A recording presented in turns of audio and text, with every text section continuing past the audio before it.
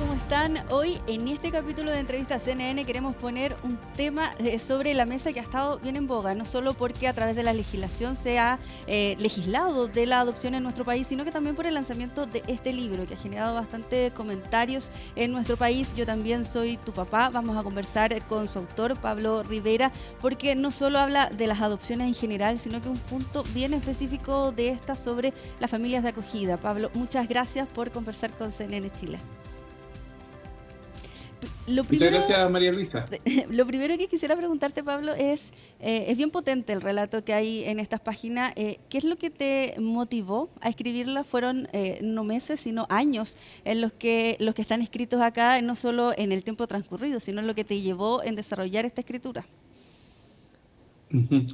Mira, inicialmente el propósito que tenía este libro era como entregarle una especie de regalo al niño que yo tenía en familia de acogida para que él se llevara como historias de la sabiduría familiar, por así decirlo, del tiempo que había estado viviendo con nosotros, como que se llevara como un regalo historias de la familia que lo había cuidado, a la manera de, inicialmente la idea era escribirlo así como a la manera de ciertas fábulas, como con un tono más así de cuento, ¿no?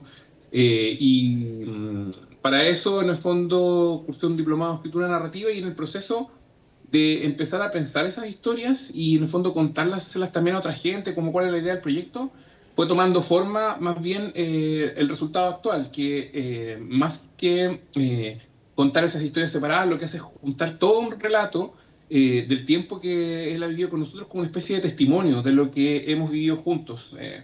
Tanto en términos de las dificultades que hemos tenido que enfrentar con el sistema, pero también como lo que significa el cambio más personal, ¿no? Esta es una historia de vínculos donde yo lo he visto crecer, donde efectivamente yo también de alguna manera he podido crecer a través de esta historia, entonces es como contarle eso.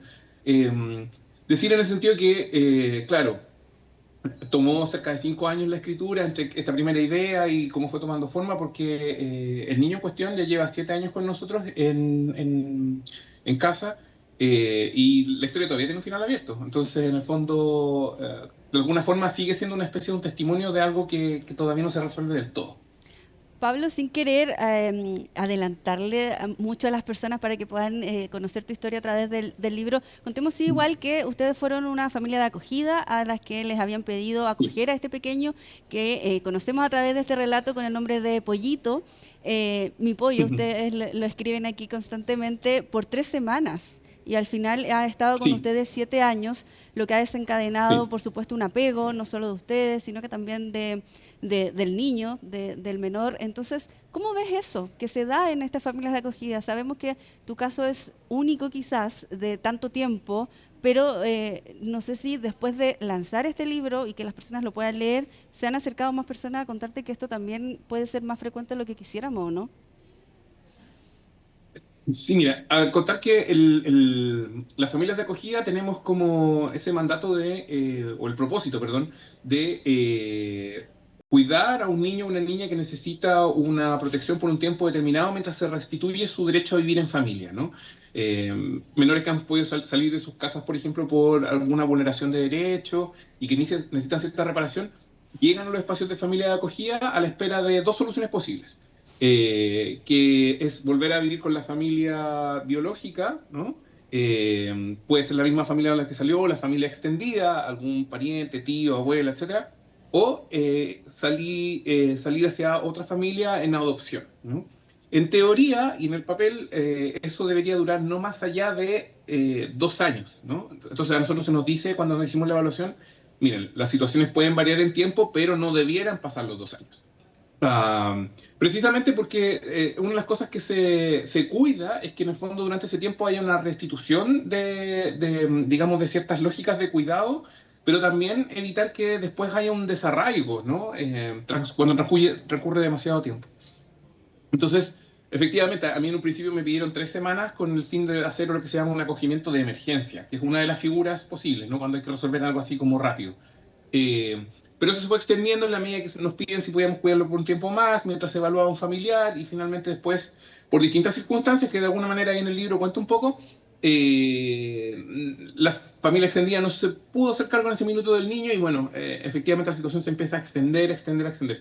Y cuando finalmente se inicia el proceso de adopción, ya habiendo transcurrido más de 2 años, digamos, ah, reaparece de alguna manera la familia biológica, como muchas veces ha pasado en otros espacios, ¿no? De las cosas que yo pude escuchar es que, claro, efectivamente a veces las familias reaparecen y de alguna manera, entre comillas, frustran procesos de adopción, que en el fondo como que lo complicado de toda esta cuestión tiene que ver, un poco tú lo decías, ¿no? Los apegos. Una cosa es como los adultos, de alguna manera, podemos resolver esta especie de incertidumbre y extensión de los plazos, pero lo más complejo es cómo esto se lo pueden vivir los niños y las niñas, ¿no? Porque en el caso mío, era un niño de 1 año y 4 meses, y efectivamente a los 3 o 4 años no hay un vocabulario técnico, jurídico con el cual explicar estas cosas, ¿no? Es difícil.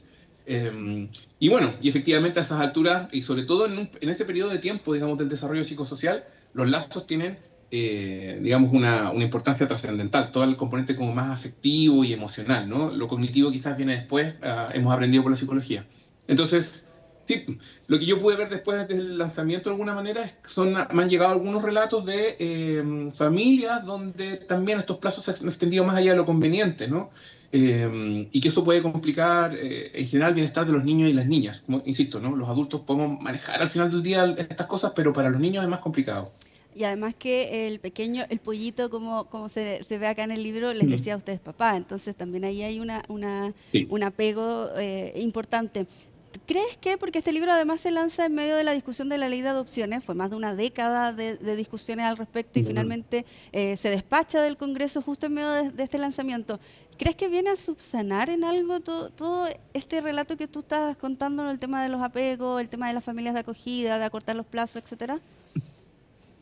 Sí, bueno, fue una coincidencia feliz que en el fondo como que la ley se haya aprobado justo el día antes que se hizo el lanzamiento del libro. ¿Ah?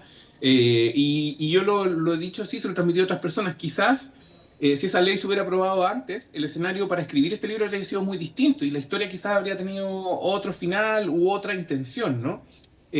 Lo digo porque de alguna manera la nueva ley de adopción, si algo hace o algo compromete de manera mucho más fehaciente, es el respeto a estos plazos, ¿no? La ley prescribe ahora que un niño que ha debido salir de su familia de origen no debe pasar más de 1 año sin que se resuelva su situación proteccional final, ¿no? Y en casos excepcionales, 18 meses. Entonces, evidentemente, la posibilidad de que pase algo como lo quizás nos ha acontecido a nosotros, que son 7 años, es cada vez menor, ¿no? Entonces, en ese sentido, es una cuestión positiva. Y segundo, que quizás me toca más en lo personal, es el hecho de que la nueva ley abre la posibilidad de que familias de acogida eventualmente puedan adoptar a los niños que han tenido bajo su cuidado. Se establece, digamos, no como una, ¿cómo decirlo? No es como una norma, pero tampoco una excepción, en el sentido de que se juzga, digamos, si esa adopción por parte de las familias de acogida cautela el bienestar de un niño o una niña, ¿no? Entonces, claro, se establece algo que de alguna manera antes estaba cerrado. ¿Por qué se les prohibía a las familias de acogida adoptar antes? Porque en el fondo lo que se temía, y ese era el discurso como prevalente, era que las familias de acogida se saltaran un poco la fila en los procesos de adopción, ¿no? Como, bueno, tenemos un niño, lo tenemos por un tiempo, lo entregamos como corresponde, ¿no? Etcétera, hasta que como que encuentre con el que me quiero quedar. Eso era un poco como lo que circulaba, ¿no?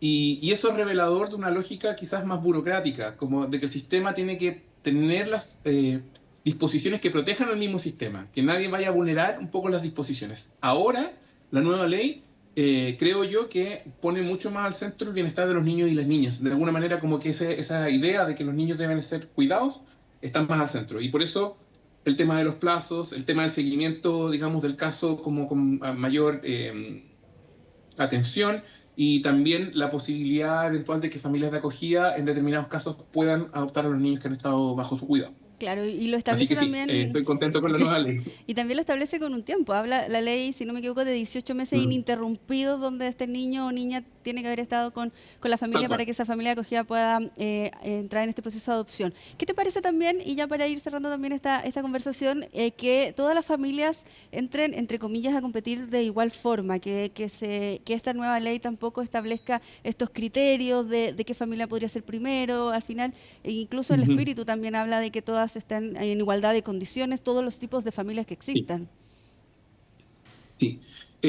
Bueno, también considero que es una cuestión positiva porque de alguna manera acerca la ley a lo que es la realidad finalmente de lo que pasa con el cuidado de niños y niñas en Chile, ¿no? Yo lo cuento en el libro y también sin ánimo como de adelantar toda su lectura, pero mi propia familia experimentó también en algún momento de su trayectoria, mi mamá, mi papá, lo que podríamos llamar como cuidados alternativos, digamos, no vivieron en sus propias casas. Y eso es algo que pasa con mayor frecuencia de lo que podríamos llegar a pensar. Entonces, por una parte, creo que la ley se acerca más a eso que ocurre en la realidad, y segundo, porque efectivamente comprobamos que en la actualidad los tipos de familias son mucho más variados y que lo relevante aquí es como el cuidado final, ¿no? La manera en que se reponen, digamos, se trabajan las emociones, que se instauran rutinas, todo lo que la literatura científica ha dicho bien, que es como lo que está al centro de los cuidados y el desarrollo de niños y niñas, ¿no? Entonces, es positivo que la nueva ley, de alguna manera, permita que los distintos tipos de familias no compitan entre sí a la manera como se competía antes, por así decirlo, ¿no? Como teniendo los matrimonios primero y dejando otro tipo de organizaciones hacia atrás. De hecho, lo cuento un poco ahí en el libro, yo tenía hasta el año 2022, claro, 2022, estaba en una unión civil y, por ejemplo, para poder postular a la adopción, yo tenía que deshacer esa unión civil para poder postular como soltero, porque la unión civil no estaba reconocida en la ley de adopción anterior, ¿no? Entonces, eso también era bastante injusto. Todo el mundo nos decía, mira, pero si tú deshaces una unión civil, siempre queda al arbitrio de alguien de decir como, ah, tu unión no era lo suficientemente fuerte o es funcional, ¿no? Entonces, era una cosa bien ambigua en ese sentido. Yo creo que en ese sentido ahora es bastante más adecuado. Y de nuevo, lo que de alguna manera se dispone es que se observe bien cómo un niño está siendo cuidado y en función de eso se resuelva su situación proteccional, ¿no? Que es un poco lo que trato de decir acá. Efectivamente, los vínculos son los que reparan eventualmente heridas del pasado y eso nos pasa a cualquier persona, adultos, niños, niñas, en el fondo como el cuidado es algo relevante. Y segundo, como esta idea de que en el fondo los niños tienen una temporalidad que es distinta a la de los adultos, ¿ya? Cualquiera que sea papá o mamá o tío o tía que haya cuidado a un niño puede comprender muy bien que la noción de un día, una semana, es muy distinta para alguien chico que para alguien grande, ¿no? Entonces, que los plazos ahora se acorten y se cautelen, yo creo que efectivamente avanza en la dirección correcta, ¿no? En ese sentido. Muchas gracias, Pablo. Muchas gracias por este texto, por tu testimonio y por conversar con Entrevistas CNN. Muchas gracias, María Luisa, por la invitación, por comentar aquí este testimonio que esperamos que efectivamente le pueda ayudar a las personas que lo lean, porque yo creo que esa fue mi intención también, ¿no? Hablar un poquito de paternidad, que yo creo que es una experiencia universal, más allá de esta historia como excepcional. Y nada, solamente decirle a las personas que nos están viendo que el libro está ya disponible en librerías. La editorial La Pollera también es quien lo está haciendo circular, así que sean todos bienvenidos y bienvenidas a su lectura. Ojalá que les guste. Muchas gracias. Invitación ya hecha entonces por el mismo autor para que pueda adentrarse en esta lectura y también conversar acerca de este debate que también ha salido a relucir a propósito de la nueva ley de adopciones y que este debate también acá lo pone sobre la mesa con las familias de acogidas y el caso particular de Pablo y su pollito que tuvieron allí una vivencia muy particular y que usted puede descubrir a través de este testimonio. Muchas gracias por acompañarnos. Nos vemos en otro capítulo de Entrevistas CNN.